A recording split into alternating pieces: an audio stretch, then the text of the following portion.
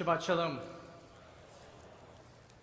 With gratitude to the congregation Shaarey Zedek family and its commitment to the State of Israel, I had the great honor this week of joining together with many others from Shaarey Zedek, as well as 18,000 other Americans from every state and religious belief in attending the annual AIPAC Policy Conference in Washington, D.C. If you attended the AIPAC conference this year, or if you have attended in previous years, will you please rise?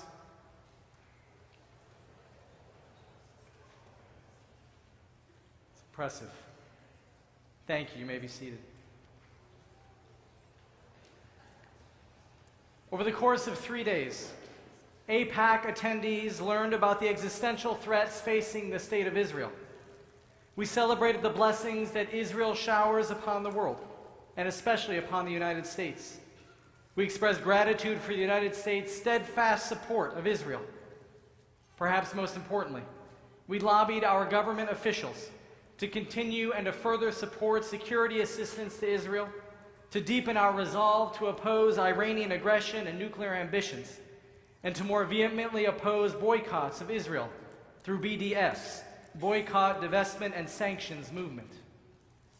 Or perhaps to sum up the whole conference, our goal together, as one congressman put it, is to work toward the day when the lion shall lie down with the lamb. But even then, I'd still prefer to be the lion. Sadly, the foundation of the alliance between Israel and America is not as strong as it once was.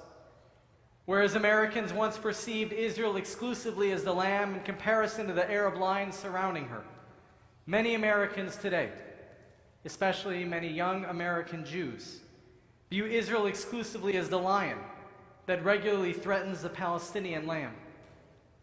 Indeed, Israel has a PR problem, especially on college campuses, where academics and young people tend to automatically side with anyone calling themselves an oppressed underdog, facts to the contrary notwithstanding. Allow me a moment, please, to speak pointedly.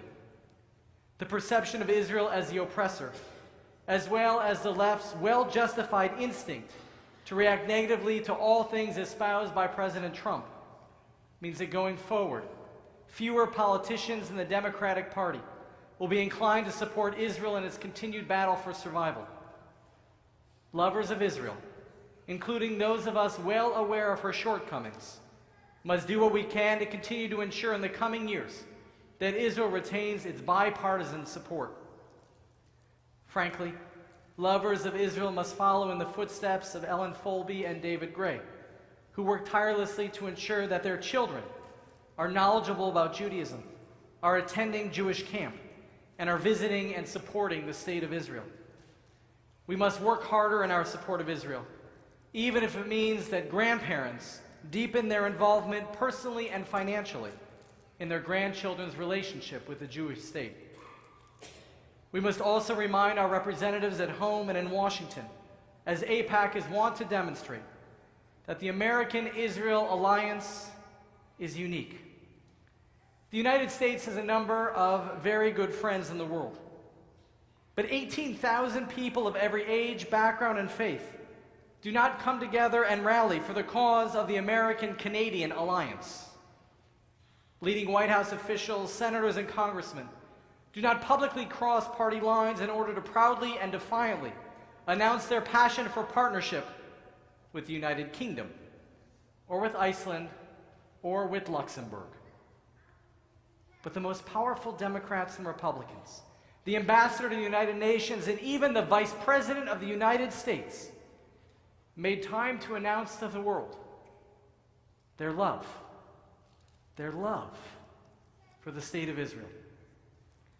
And I'll be honest, this grandson of Holocaust survivors, this rabbi who knows well the long history of Jewish isolation, oppression, and murder, was moved to tears when our spokeswoman before the United Nations ascended the stage to thunderous applause and proclaimed how she, as an Indian American and daughter of immigrants, understands bullying, and how she seeks to bring an end to the bullying of Israel in the halls of the UN.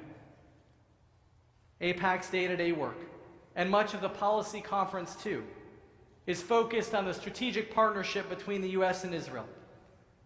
The Iranian efforts to achieve hegemony over the Middle East threatens Israel's very existence, for sure, but it also threatens American economic interests. Similarly, the terrorists who seek to bring havoc to Israel's way of life desire the same or worse for America, the country they deem the great Satan. Therefore, Hezbollah's 150,000 missiles pointed at Israel, against which the Iron Dome could not defend, the Palestinian terror tunnels in Gaza, the increasing influence of Iran in Syria, and the desires of Iran to achieve nuclear capabilities render a military partnership between the U.S. and Israel a natural relationship. America's financial contributions toward the development of Israeli weaponry and the sales of American defense equipment to Israel are in many ways returned to America through the Jewish nation's leadership in cyber defense and intelligence gathering. Moreover, Israel gives back to America and to the world vast technological advancements in the realms of science and medicine, especially for individuals with disabilities and those battling life-threatening and chronic disease. Israel also is an exporter of humanitarianism, often joining the U.S. as a first responder to crises around the world. And Israel is a frequent partner with the U.S. in diplomatic affairs, standing with America against evil and bullying in the global stage. Thus, like other alliances, the strategic partnership between America and Israel is a mutually beneficial pact among two modern, democratic nation-states. Yet as AIPAC participants heard from one keynote speaker after another, the relationship between Israel and America is about more than strategic advantages. Senator Chuck Schumer, speaking as much as he is a Jew as he is a senator, lamented, "Too many young Americans don't know the history and thus wrongly blame both sides for the lack of peace. They draw a false moral equivalency," he explained. Then the senator proclaimed, "When the world treats everybody one way and the Jewish state another, there's only one word for that: anti-Semitism." And alluding to BDS, the senator called upon us to delegitimize the delegitimizers. Senator Schumer was then followed by the Vice President of the United States, a man so strong in his commitment to conservative Christian values that in his speech to AIPAC, he first called President Trump the most pro-life president in American history, only to pause for a moment and correct himself, the most pro-Israel president in American history. But the Vice President went on to explain why, perhaps, the Israeli-American alliance is unlike any other in the world. The people of the United States have always had a special affection and admiration for the people of the book, he explained. America stands with Israel because her cause is our cause, her values are our values, and her fight is our fight. We stand with Israel, the Vice President said, because we believe in right over wrong, good over evil, in liberty over tyranny. The Vice President spoke not just as a leader in our government, but as a man driven to public life by his religious convictions, some of which we agree upon and others of which we don't. The Vice President gave voice to at least part of the reason for the strident evangelical support for Israel. In the struggle between right and wrong, between good and evil, the world needs a Jewish state.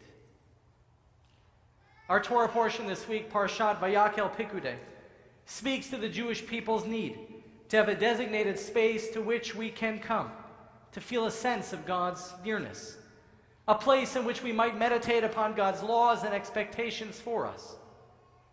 This magnificent room in which we now sit strives to achieve the same purpose. And in that this week is one of the special Shabbat Maftir readings that lead up to Passover. We are reminded that God gave us a land and God gave us the freedom by which we might put those laws and expectations into practice.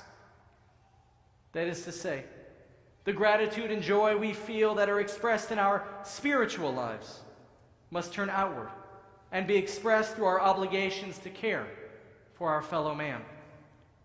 The prophet Isaiah articulated the sacred mission of the Jews far more beautifully when he instructed us to serve as Or LaGoyim, a light unto the nations. To this the Talmud adds that there is but one antidote to evil in the world. There's but one antidote to evil in the world, and that's the Torah. And there is but one people in possession of that antidote, the Jews. During the AIPAC conference, we had the pleasure of listening to the famous Israeli politician, human rights activist, and refusnik, Natan Sharansky, interviewed by his daughter Rachel. They discussed some of the differences between his causes of a generation ago and her causes of today. Rachel related that during the knife intifada of a few years ago, her son was 5 years old. Because of the attack, she was scared to take him to kindergarten or to the park. Rachel related how she had to teach him, her 5-year-old, and then to practice what would happen if they were attacked. Rachel explained to her small child that as a mother, she would engage the attacker, and that her 5-year-old son's job was to take his sister's hand, to begin screaming, and to run. As we think of our own children and grandchildren at 5 years old, can you imagine how that conversation would go? Relating the story, Rachel then explained that it reminded her of her when she was little, how her own father woke her up to say that a fellow Jew had killed the Israeli prime minister. In a similar way, the younger Sharansky remarked about a story her father Natan had shared with her. That in 1953, Natan's father woke Natan in order to tell him that Joseph Stalin had died. It's a great day for the Jews, Rachel's grandfather told a young Natan, but you cannot show anyone your happiness, not in school, not anywhere. To this, the legendary Natan Sharansky responded to his daughter, what links the generation of Jews is that we have to look evil in the face, identify it, and fight against it. The relationship between Israel and America is about more than a strategic partnership. It's about more than Democrats and Republicans, about Likudniks and Laborites. The relationship between Israel and America is about more than Kotel conflicts, who can perform marriages for whom, and the difference between settlements, outposts, and cities. The relationship between Israel and America is about democracy, and it's about freedom of religion and of the press. The relationship between Israel and America is about women's rights and gay rights, about first world healthcare and capitalism, about entrepreneurship and social safety nets. Perhaps most of all, or perhaps to summarize all of the above, the relationship between Israel and America is about the divine obligation to look evil in the face, to identify it, and to fight against it. Neither America nor Israel are perfect. Both have real problems that require solutions. But I stand before you today as a grateful American because the U.S. took my family in as we escaped early 20th century anti-Semitism in Belarus and following the Holocaust in 1948. I'm a grateful American because this country has given to your generation, to my generation, and to our children and grandchildren the gift of freedom and of prosperity. I'm a Zionist because Israel is the eternal sanctuary of the Jewish people, because it is the land promised by God to the Jews, because Israel is a technologically advanced, democratic, and generous nation that maintains a profound commitment to human dignity, and because Israel serves as a spiritual filling station for Jews around the world. I am an American Zionist because God gave us a land and the freedom by which we might put God's laws and expectations into practice. And I'm an American Zionist because from the giving of the Torah thousands of years ago to the blessing of sitting in this magnificent sanctuary today, the relationship between Israel and America is about the need to look evil in the face, to identify it, and to fight against it. I hope that you will join me in speaking out and standing up for Israel. I hope that you will join me in traveling to Israel and in buying Israeli products. And I hope that you will join me in my support of AIPAC, in attending future AIPAC policy conferences, and in conveying to our government representatives at home and in Washington on both sides of the aisle that a strong Israel requires a strong America, and that a strong America requires a strong Israel.